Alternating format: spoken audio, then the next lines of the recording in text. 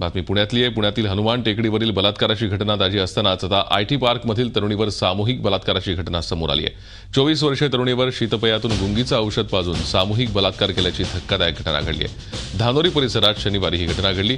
या प्रकरणी 5 तरुणांसह एका मुलीला पोलिसांनी चौकशीसाठी ताब्यात घेतलंय। या घटनेनं पुण्यात एकच खळबळ उडाली आहे। नोकरदार महिलांची सुरक्षा परत एकदा ऐरणीवर आली आहे। मुलगी आपल्या मित्रासोबत पार्टीला निघाली होती, मात्र मध्येच तिला एका हॉटेलमध्ये गुंगीचं औषध देण्यात आलं।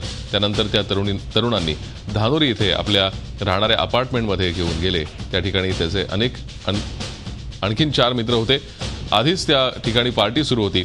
सर्वांनी मद्यप्रदर्शन केल्याचं पोलिसांच्या माहितीतून समोर आलंय। त्यानंतर या सर्वांनी गुंगीतल्या मुलीवर बलात्कार केला। ही घटना शुद्धीवर आल्यानंतर मुलीच्या लक्षात आली। त्यानंतर तिने मुंढवा पोलिसात तक्रार दाखल केली।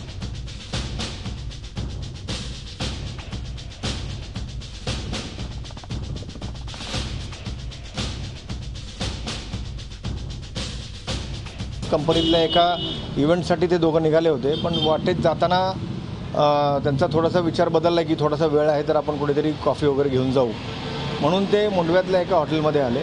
तिथे आईस टीच्या नावाखाली त्या मुलानं तिला काहीतरी मादक द्रव्य पाजलं असावं, कारण ते 2 ग्लास आईस टी नावाचं जे ड्रिंक त्याने तिला पाजलं। 5 तरुण आणि 1 मुलगी यांना आपण ताब्यात घेतलेलं आहे सकाळी त्याच ठिकाणावरनं।